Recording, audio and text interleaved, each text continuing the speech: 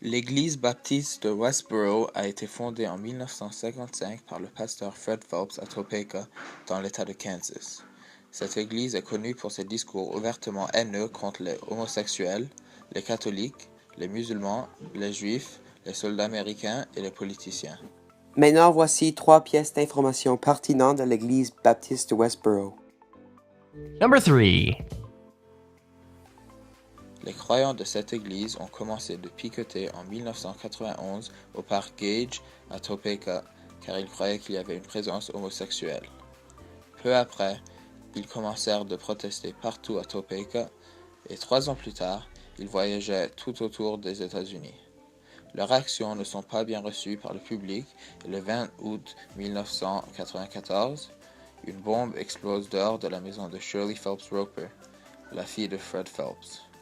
La bombe brise une clôture et fait des dommages à une voiture et une partie de la maison. Ils font 6 piquetages par jour et ils aiment spécialement piqueter aux funérailles des homosexuels et des soldats américains. Le créateur Fred Phelps est mort le 19 mars 2014, mais sa fille Shirley Phelps Roper continue son travail. À cause d'eux, plusieurs États américains ont dû créer des lois qui protègent les funérailles des piqueteurs jusqu'à une certaine distance car ils harcelaient tellement les gens. Number 2. Les membres de l'église baptiste de Westboro croient que Dieu choisit qui il va sauver et que si tu es choisi, tu ne peux pas résister à l'appel de Dieu. Ils croient que ceux qui ne sont pas choisis vont aller en enfer. Ils croient aussi que Dieu déteste ceux qui sont homosexuels et qu'il faut les détester aussi. Ils pensent que si quelque chose de mal comme des désastres naturels arrive, que c'est l'action de Dieu à cause des homosexuels qui vivent dans le monde. Ceux qui ne supportent pas leur croyance supportent l'homosexualité, donc ils vont aussi aller à l'enfer. Ils suivent les 5 points du calvinisme, et ces 5 points sont les suivants. La dépravation totale, l'élection inconditionnelle, l'expiation limitée, la grâce irrésistible et la persévérance des saints. Pour montrer et supporter leur croyance au monde, l'Église baptiste de Westboro font plusieurs piquets à chaque jour en tiennant des affiches qui disent des phrases comme « God hates fags ». Ils trouvent beaucoup de manières pour faire des piquets. Par exemple, ils les font à des funérailles des soldats, car les soldats bataillent pour leur pays qui supporte l'homosexualité, et ils veulent montrer aux familles des décès ce qui arrive s'ils ne suivent pas la volonté de Dieu. Ils ont aussi fait un piquet à un concert de Justin Bieber, car il n'a pas récité leur croyance malgré son popularité. Les enfants de cette religion sont élevés en supportant leur croyance de la religion. Leur affiche sert comme avertissement que l'homosexualité est liée à la destruction du monde. Ils n'aiment pas la majorité des choses à cause de leur liaison avec l'homosexualité. Ils annoncent leur piquet pour le média et pour tous ceux qui veulent leur prêter attention.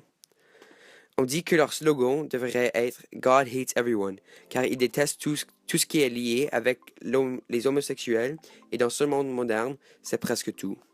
Les membres de l'Église baptiste de Westboro suivent les textes bibliques très littéralement, et leurs affiches sont des symboles pour tous ceux qui croient détruire le monde.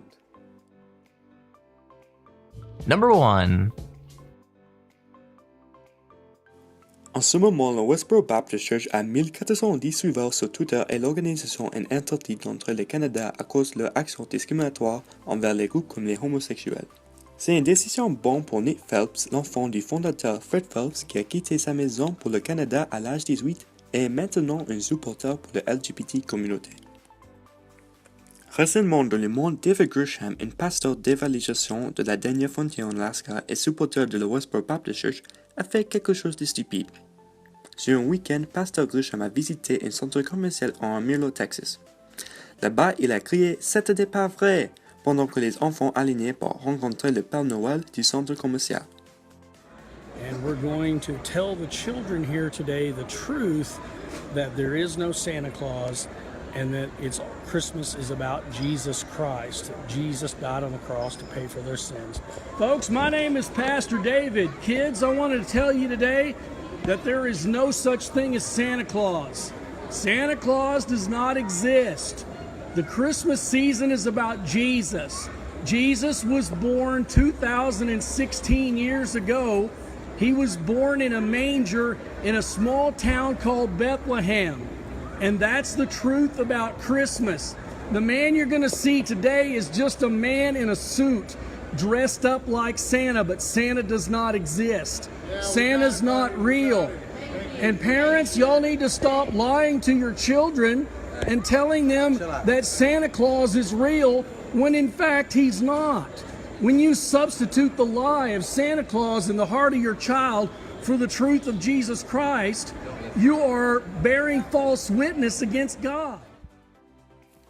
Parler d'une vraie vie Grinch. Apparemment, après que Pasteur Grisham a fini d'enregistrer l'événement, les deux hommes qui ont apparu dans la fin de la vidéo allaient tabasser.